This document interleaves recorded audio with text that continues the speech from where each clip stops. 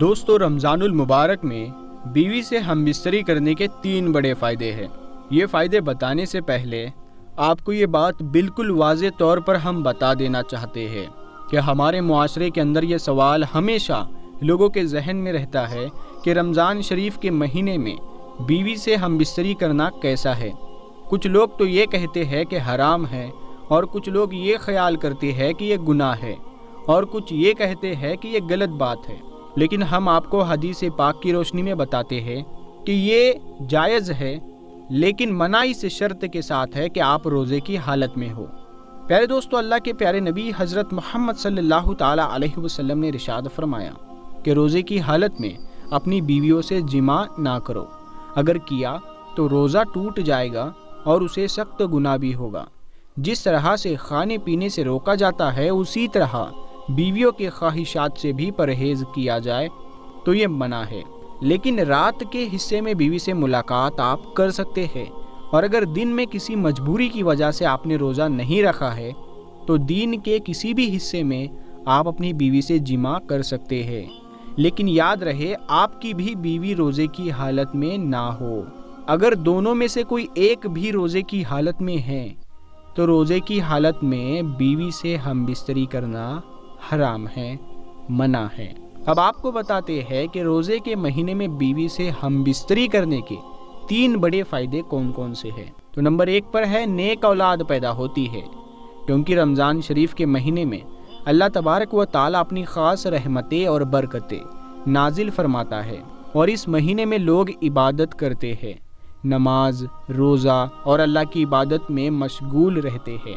اس کی وجہ سے قلب روشن ہوتا ہے، قلب میں ایک نئی تازگی، ایمان میں ایک نئی حرارت پیدا ہوتی ہے۔ اس کی وجہ سے مرد اور عورت کے منی،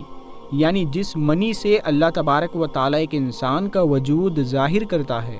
تو اس منی میں بھی نخار پیدا ہوتا ہے۔ دیکھیے، اللہ والے اور اللہ کے ولی جن کی اولاد بھی نیک ہوا کرتی ہے، تو اس کی وجہ صرف اور صرف یہ ہوتی ہے کہ یہ عبادت کرتے ہیں، جس کی وجہ سے ان کا قلب تو روشن ہوتا ہی ہے، ان کا ایمان بھی ایک دم نورانی ہو جاتا ہے۔ اس کے علاوہ اسے اللہ تبارک و تعالی اس کے منی کو بھی نکھار دیتا ہے، جس کے ذریعے ان کی ہونے والی نیک اولاد پیدا ہوتی ہے۔ اس میں نیک تاثرات پیدا فرماتے ہیں، اچھے تاثرات پیدا ہوتے ہیں، جس کے ذریعے اولاد نیک پیدا ہوتی ہے۔ تو عبادت کے ذریعے سے اس مخصوص پانی میں نخار پیدا ہوتا ہے، اور اسی لیے اولاد نیک پیدا ہونے کی کافی حد تک یقین رہتا ہے۔ نمبر 2، دوسرا بڑا فائدہ کہ جب رمضان کے مہینے میں بیوی سے ہم بستری کرنے سے، یعنی کہ جماع کرنے سے شیطان کے تاثرات سے میاں بیوی محفوظ رہتے ہیں۔ اب اس کا خلاصہ یہ ہے کہ رمضان مبارک کے علاوہ اور دنوں میں شیطان بیوی کے کمرے میں داخل ہو جاتا ہے، یعنی جہاں میاں بیوی اپنی خواہشات کو پورا کر رہے ہوتے ہیں، وہاں شیطان داخل ہو جاتا ہے اور اپنے تاثرات بیوی کے شکم میں، یعنی پیٹ میں داخل کر دیتا ہے اور اپنی شرارت کرتا ہے، جس کی وجہ سے شیطانی شرارتوں والی اولاد پیدا ہوتی ہے۔ اب آپ سوچ رہے ہوں گے کہ ایسا کیسے ہو سکتا ہے، تو ہم آپ کو بتا دیں کہ اللہ کے محبوب اور ہمارے پیارے نبی حضرت محمد مصطفیٰ صلی اللہ تعالی علیہ وسلم نے ارشاد فرمایا کہ شیطان تمہارا کھلا دشمن ہے۔ جب بچہ پیدا ہوتا ہے تب شیطان آ جاتا ہے بچے کو پریشان کرنے کے لیے، اور اس کے ساتھ شرارت کرتا ہے۔ بچہ کافی پریشان رہتا ہے، تو اسی لیے بچے کی پیدائش پر اذان پڑھنی چاہیے تاکہ بچے کو راحت مل سکے اور شیطان بھاگ جائے۔ اللہ کے نبی حضرت محمد مصطفیٰ صلی اللہ تعالی علیہ وسلم نے ارشاد فرمایا کہ اذان پڑھنے سے شیطان کافی حد تک، کافی میلوں دور بھاگ جاتا ہے۔ اسی لیے اذان پڑھنے میں دیری نہ کی جائے، بلکہ بچے کی جیسے ہی پیدائش ہو جائے تو اسی وقت اذان پڑھ دیا کرے۔ اللہ کے نبی صلی اللہ تعالی علیہ وسلم نے ارشاد فرمایا کہ جب موت کا وقت قریب آ جاتا ہے تب بھی شیطان اپنی شرارت سے باز نہیں آتا، وہاں پر بھی آ جاتا ہے، تب بھی اس کو پریشان کرتا ہے تاکہ اس کی زبان سے کچھ بھی نہ نکلے اور کلمہ طیبہ اس کی زبان سے نہ نکل سکے۔ اسی لیے وہاں پر جو لوگ موجود ہوتے ہیں، وہ اکثر لوگ کلمہ شریف کو زور زور سے پڑھتے ہیں تاکہ مرنے والے کو کلمہ یاد آ جائے اور وہ سن کر وہ کلمہ اس کی زبان پر آ جائے، اور پیارے دوستو، جب انتقال ہو جاتا ہے تب بھی وہ شیطان پیچھا نہیں چھوڑتا، یعنی قبر کے اندر بھی آ جاتا ہے، اس مردے کو بہکانے کے لیے، پریشان کرنے کے لیے شرارتیں کرتا ہے تاکہ وہ مردہ سوالوں کے صحیح جواب نہ دے سکے۔ تو اللہ کے رسول صلی اللہ تعالیٰ علیہ وسلم نے ارشاد فرمایا کہ اذان کی آواز سن کر شیطان میلوں دور بھاگ جاتا ہے، جس کی وجہ سے قبر میں اذان پڑھی جاتی ہے اور مردے کو کافی راحت ملتی ہے۔ اسی طرح جب میاں بیوی ملاقات کرتے ہیں، یعنی خصوصی ملاقات، تو اس دوران بھی شیطان اپنی شرارت سے باز نہیں آتا اور وہ وہاں پر آ جاتا ہے اور پریشان کرتا ہے اور اپنے تاثرات داخل کرنے کی پوری پرزور کوشش کرتا ہے۔ اس سے بچنے کے لیے بھی اللہ کے رسول صلی اللہ تعالیٰ علیہ وسلم نے دعا بتائی ہے کہ میاں بیوی جب صحبت کرنے کے وقت یہ دعا پڑھ لے تو شیطان ان کا کچھ نہیں بگاڑ پائے گا اور ان کو نیک اولاد ہوگی۔ تو وہ دعا کیا ہے؟ تو آئیے ہم آپ کو بتاتے ہیں۔ وہ دعا یہ ہے کہ بسم اللہ اللہم جنی بن الشیطانا و جنی بالشیطانا ما رزقتانا، اور اس کا ترجمہ کچھ اس طرح ہے: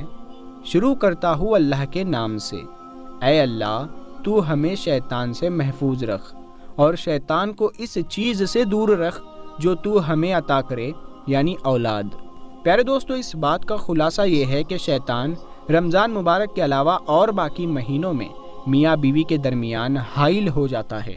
اور ان کے درمیان اثرات چھوڑنے کی کوشش کرتا ہے۔ اس سے بچنے کے لیے ہر انسان کو یہ دعا ضرور پڑھنی چاہیے، اور رمضان کے مہینے میں ہم بستری کرنے سے نیک اولاد پیدا ہونے کی امید بڑھ جاتی ہے۔ اور نمبر 3 یہ ہے کہ رمضان المبارک کے مہینے میں جمع کرنے سے 70 گنا زیادہ ثواب عطا کیا جاتا ہے، کیونکہ اللہ کے نبی صلی اللہ تعالیٰ علیہ وسلم نے ارشاد فرمایا کہ رمضان کے مہینے میں جب کوئی نیکی کی جائے یا برائی کی جائے، دونوں کا بدلہ 70 گنا بڑھا کر دیا جاتا ہے، اور جمع کرنا ثواب ہے، یعنی کہ اللہ کے نبی صلی اللہ تعالیٰ علیہ وسلم نے ارشاد فرمایا کہ ثواب دیا جاتا ہے۔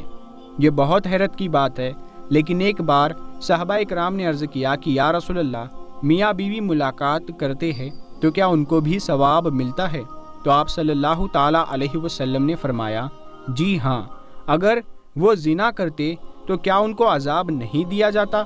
اور ویسے بھی وہ بیوی کے حق ادا کر رہے ہیں، اسی لیے اپنی بیوی سے جمع کرنے سے اللہ تبارک و تعالیٰ ثواب دیتا ہے، اور جب رمضان کے مہینے میں جمع کیا جائے تو 70 گنا زیادہ ثواب عطا کیا جاتا ہے۔ یہ 3 بڑے فائدے ہیں رمضان کے مہینے میں بیوی سے جمع کرنے کے، لیکن یاد رہے کہ روزے کی حالت میں نہ ہو، ورنہ سخت سے سخت گناہ ہوگا اور جس سے روزہ بھی ٹوٹ جائے گا، اور یہ قطعاً منع ہے اور قطعی طور پر غلط ہے، اسی لیے اس کا آپ خاص طور پر خیال رکھیں۔ اور جو 3 باتیں آپ کو بتائی گئی ہے ان کا خاص طور پر خیال رکھیں، کیونکہ کون ایسا ہوگا جس کو نیک اولاد کی خواہش نہ ہوگی۔ اور پیارے دوستو، ایک بات آپ دھیان میں رکھیں کہ جب آپ سحری کرتے ہیں، سحری کرنے سے لے کر افطار کرنے تک آپ ہم بستری نہیں کر سکتے، اپنی بیوی سے ہم بستری کرنا منع ہے، کیونکہ آپ اس وقت روزے کی حالت میں ہوتے ہو۔ لیکن یاد رکھنا دوستو، افطار سے لے کر سحری تک، یعنی سحری سے پہلے آپ اپنی بیوی سے ہم بستری کر سکتے ہیں، کیونکہ اس وقت آپ روزے میں نہیں ہوتے ہیں، تو آپ اس وقت اپنی بیوی سے ہم بستری کر سکتے ہیں۔ تو ہم ملتے ہیں آپ کو پھر ایک اگلی ویڈیو میں، تب تک کے لیے اپنا خیال رکھیے گا۔ السلام علیکم۔